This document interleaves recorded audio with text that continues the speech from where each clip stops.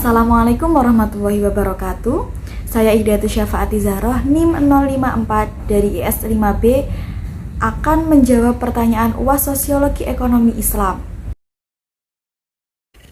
Menurut pendapat saya, sosiologi sendiri diartikan sebagai ilmu yang mencakup tentang struktur sosial, proses-proses sosial, dan perubahan-perubahan sosial yang ada di masyarakat.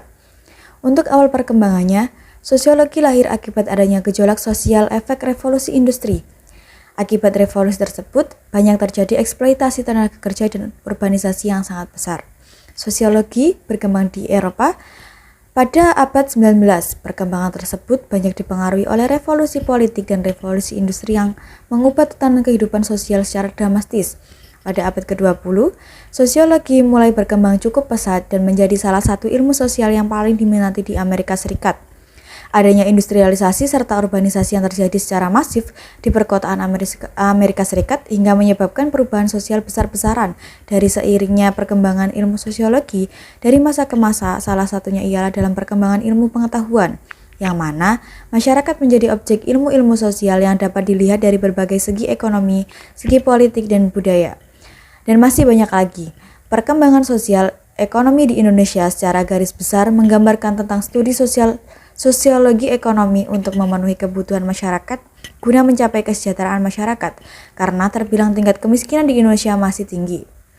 Sehingga model sosiologi ekonomi yang terjadi di Indonesia berbentuk pembangunan ekonomi nasional, namun dari masa Orde Baru hingga sekarang belum dianggap mampu memberantas kemiskinan atau mengurangi kemiskinan secara efektif. Maka, menurut saya, sosiologi ekonomi di Indonesia masih berkembang, belum dianggap maju. Paradigma adalah pandangan yang mendasar tentang apa yang terjadi, subjek matter atau pokok persoalan yang dipelajari suatu disiplin ilmu. Di dalam sosiologi terdapat 3 paradigma, yaitu paradigma fakta sosial, paradigma definisi sosial, dan paradigma perilaku sosial. Paradigma fakta sosial merupakan cara pandang untuk mengetahui dan menumbuhkan interaksi sosial. Paradigma fakta sosial mencakup interaksi sosial, dinamika sosial, dan konflik sosial.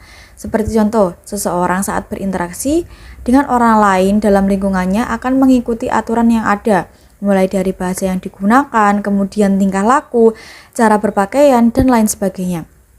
Untuk paradigma yang kedua, yaitu paradigma definisi sosial, adalah salah satu aspek khusus dari karya Weber yang dalam analisisnya tentang tindakan sosial.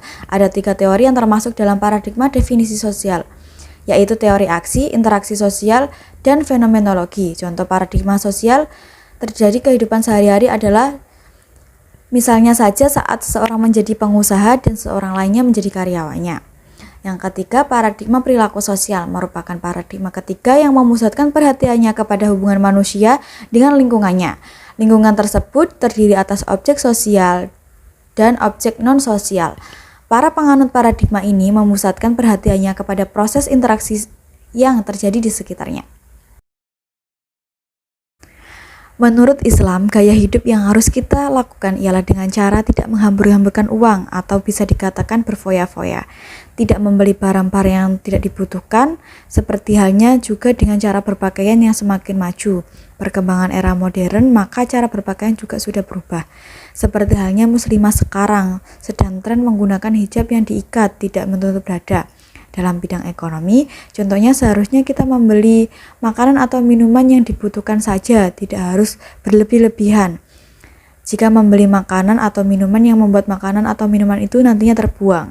Untuk memperkuat argumen di atas, terdapat hadis yang terdapat dalam Al-Quran. Dan janganlah kamu menghambur-hamburkan hartamu secara boros, sesungguhnya pemborosan itu adalah saudara-saudara setan, dan setan itu adalah sangat ingkar kepada Rabb-nya. Quran Surat Al-Isra ayat 26-27. Dan terdapat juga pada hadis riwayat Ahmad yang menyatakan bahwa Nabi Muhammad SAW mengatakan Allah akan memberikan rahmat kepada seseorang yang berusaha dari yang baik, membelanjakan dengan pertengahan, dan dapat menyisihkan kelebihan untuk menjaga pada hari ia miskin dan membutuhkannya. Menurut saya, manfaat mempelajari sosiologi ekonomi Islam yaitu melalui ilmu sosial, pola kebiasaan hingga asal mula penyakit dapat ditemukan dengan cukup mudah. Contohnya saja kita lebih waspada dalam mengenai masalah kesehatan dan kebiasaan sehari-hari. Yang kedua, dapat meningkatkan kemampuan adaptasi masyarakat. Contohnya, kita mampu berinteraksi maupun bersosialisasi dengan orang baru, maupun dalam lingkungan tempat tinggal kita, teman sekolah, ataupun lainnya. Yang ketiga, dapat menambah wawasan dalam ilmu pengetahuan, khususnya ilmu sosiologi. Contohnya, dalam perekonomian, di mana manusia ataupun masyarakat berusaha memenuhi kebutuhan hidup mereka demi mencapai kesejahteraan dengan cara bekerja, dan masih banyak lagi manfaatnya. Terima kasih, itu tadi jawaban dari saya tentang soal UAS Sosiologi Ekonomi. Sekian dari saya, Assalamualaikum warahmatullahi wabarakatuh.